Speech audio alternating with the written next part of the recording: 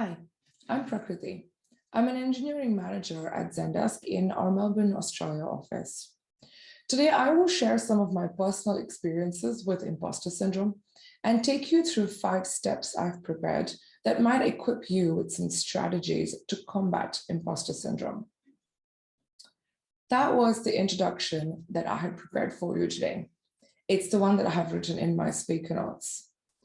But as I was saying those prepared words, a parallel introduction was running through my head. It goes something like this. Hi, I'm Prakriti. That part is the same. I don't know why I'm doing this talk. No one is interested in listening to my stupid stories. I'm no expert on imposter syndrome, so who am I to suggest strategies to all of you? I'm wasting your time, and surely you will all think that my talk is extremely lame.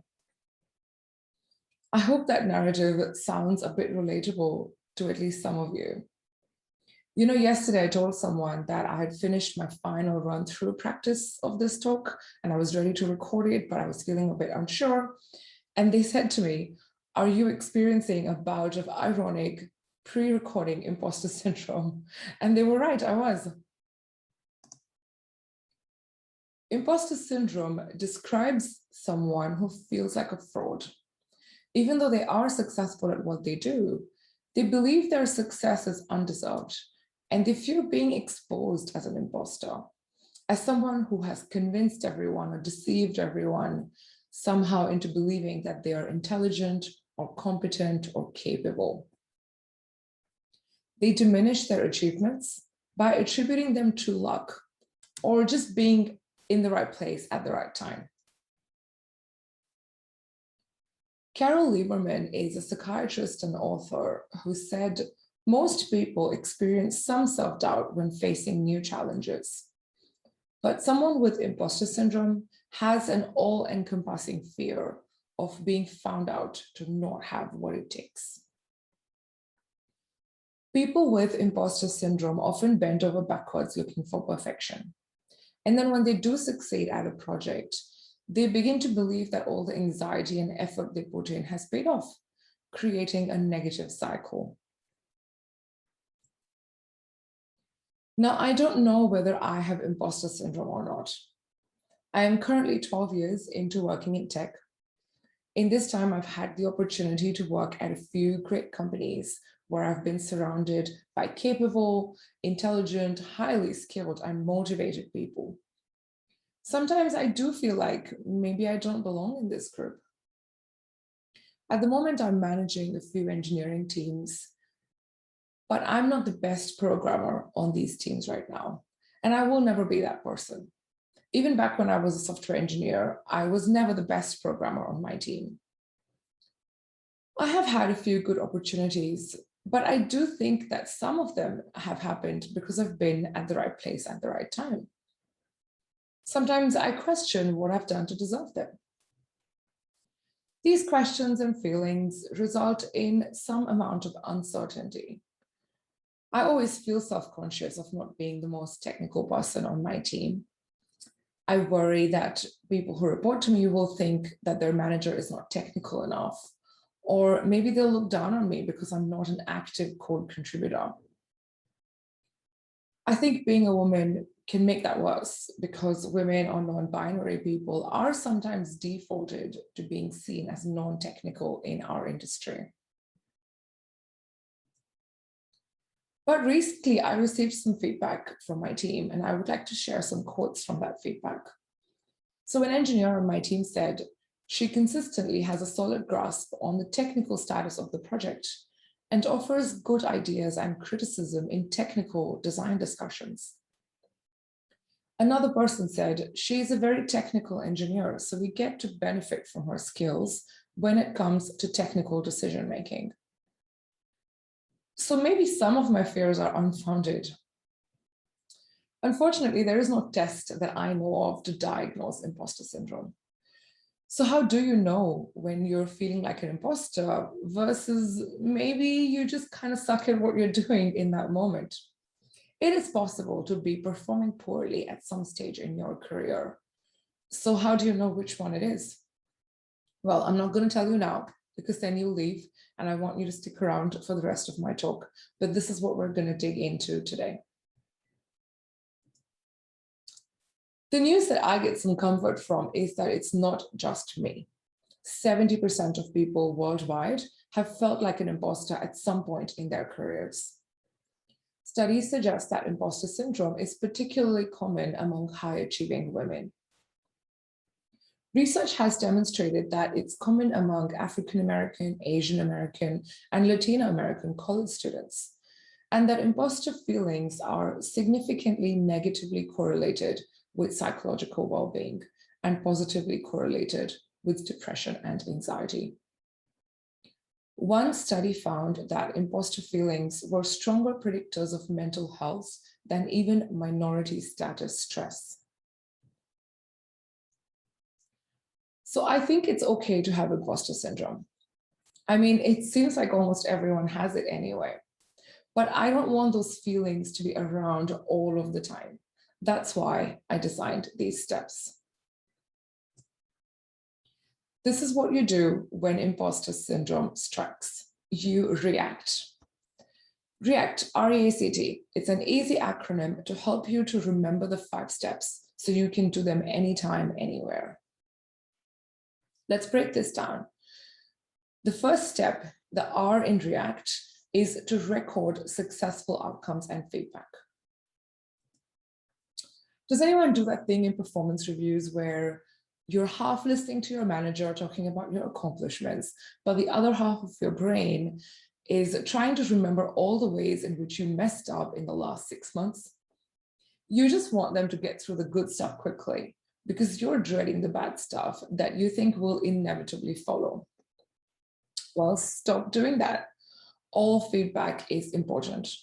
All feedback deserves to be treated well with respect, even positive feedback. This first step is about recording successful outcomes and positive feedback when it is received.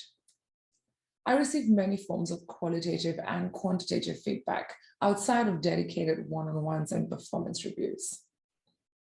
Sometimes I didn't realize that it was feedback because it wasn't delivered in a specific way. Feedback has become a loaded term, but really any valuable comment on your output or your behavior at work could potentially be a good source of feedback. Instead of listening and forgetting immediately, which is what I used to do, you could try recording things as they happen. Now, don't just record positive feedback people give you explicitly, because we don't always work in wonderful environments where we receive lots of positive reinforcement. Observe for yourself successful outcomes. They could be a piece of code you wrote really well that you're proud of. It could be a positive customer experience where you were able to resolve a problem for someone.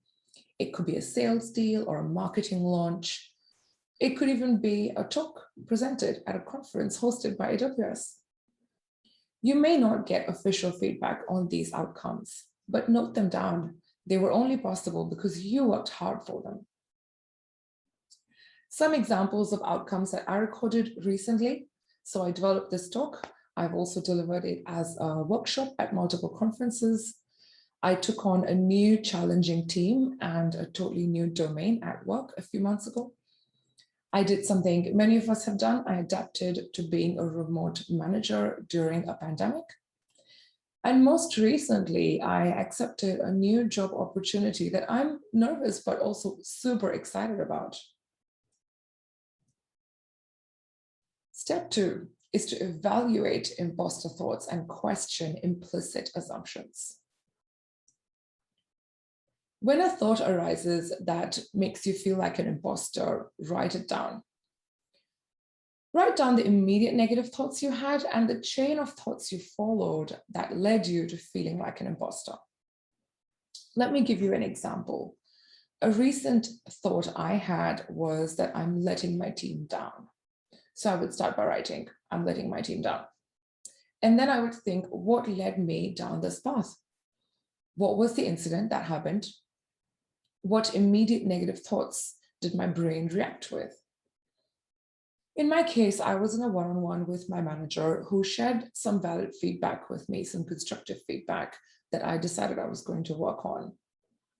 But it is hard to hear constructive feedback. So after that meeting, I was feeling a bit emotionally vulnerable. I went straight into another meeting where someone refused to what I was trying to explain, and they behaved very immaturely. That made me think that I wasn't doing a good job representing this project that I was discussing with them. So I followed that down and I concluded, I'm letting my team down. Once you have these negative thoughts captured, write down how they made you feel. I know it sounds a bit like therapy, but indulge me for a minute. So in my example, I had feelings of reduced self-worth. I felt frustrated. I felt like no one was listening to me. No one understood me. I felt unheard. Phew, that was a tough part. Now it's time to question the implicit assumptions hiding in those thoughts. For each thought that you've written down, ask yourself, what assumptions am I making here? What evidence are these assumptions based on? Am I observing behavior and reaching logical conclusions? Or am I just exaggerating things in my head? In my example, I would question, what indication has my team given to me that I'm letting them down? Was this person really behaving immaturely? Or maybe I wasn't doing a good job of explaining this project because I had just come out of a difficult meeting and I was feeling a bit vulnerable. Highlight in your notes the assumptions that you have made along this journey to your imposter thought. Another example of an imposter thought that I'm having right now, I'm saying all this to you, but in my head I'm thinking, oh my God, they're not buying this. This doesn't make any sense to anyone. They think I'm stupid and no one is actually listening to what I'm saying. But look at how many assumptions I made here. Sure, you might not like this talk by the end, but right now we're only about 11 minutes in. I'm sure at least some of you are still listening, maybe even more than one person. This brings us to step 3, which is an optional step. Ask trusted people for their opinions. Now use this one as needed. It might be more suitable to some situations than others. Sometimes I feel like I'm trapped and tangled up in my negative thoughts. Does anyone else feel that way? I think that sometimes it's useful to expand what we believe to be true about ourselves by seeking opinions from people who we trust. You can look outside yourself. Ask your trusted family, close friends, or reliable colleagues for their opinions on the negative thoughts that you identified in the previous step. Sometimes we just need someone we trust to tell us the things we already know so we can really believe them. If I continue my previous example, I confided in a friend at work that, I felt like I was letting my team down. I felt like I wasn't doing a good job here anymore. He said to me, you're able to have off days and days when you'd rather not be here. But remember that every other day you do a really stellar job. You have not gotten to where you are now because you're lazy. You got here because you deserve it and you worked really hard. So once you've collected this information, add it to your notes along with all the other data that you collected in step 1. Now, before we launch into step 4, I'd like to ask you all to reflect on something after this talk. When you're trying to recall things that people have said, do you find it difficult to recall something positive someone shared with you or some positive feedback that you received? Is it easier to recall a negative feedback or negative things that people said to you? I would like you to reflect on how do you think that these steps can help to change that pattern? Let's talk about step 4 now. Challenge assumptions with data from your notes. So far, we've been collecting a lot of information about outcomes, feedback, negative thoughts, assumptions, opinions from trusted people. Step 4 is where we look at all our notes And we try to separate the imposter syndrome thoughts from legitimate feedback and concerns. I don't want to think that all my negative thoughts are accurate, because that would be horrible. But I also don't want to dismiss everything as, oh, it's just imposter syndrome. There could be excellent pieces of actionable feedback hiding somewhere in there, which can make me better at my job.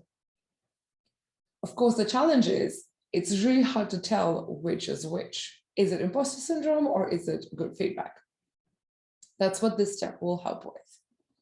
So to do this step, prepare 2 columns. On the left, add all the notes that you've collected, the data from step 1, the data from the optional step by talking to trusted people, put all that on the left-hand side. On the right column, add all the negative thoughts you captured, and then match the 2 columns.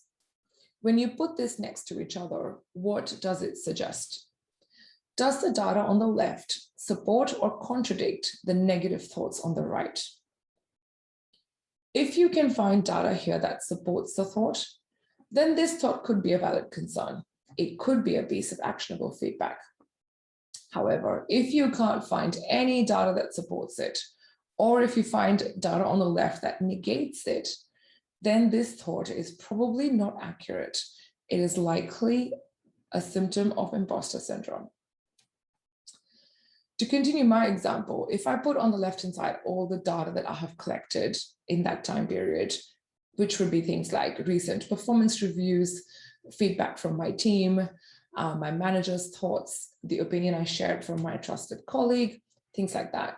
If I put all that down on the left, and on the right, I put down the imposter syndrome thought, which I shared, I'm letting my team down, and I tried to match this data, I would have to categorize this as an imposter thought. Sure, I have plenty of areas that I need to work on. I'm definitely not a perfect manager. I have lots of room for growth. But the feedback and the data I've collected just doesn't add up to such a severe evaluation of I'm letting my team down. This is definitely feeling imposter syndrome. Which brings us to the final step.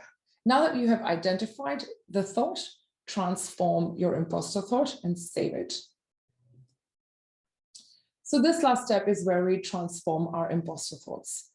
In the previous step, you categorized your thoughts. Some of them were actionable feedback. Some of them were imposter thoughts because they had no data to back them up. Now for each of those, think about what a revised version of that thought could look like. A version that would accurately reflect the data that you've collected. It could be a small modification of the thought to make it more accurate. Or in some cases, you might even find that the revision is completely opposite to the original negative imposter thought. For example, I'll give you a second to think about this. What do you think my revised thought could be? The original thought was, I'm letting my team down. And I shared with you some of the data that I collected. What do you think would be a good revision? Take a second to think about it, and then I'll share how I revised it.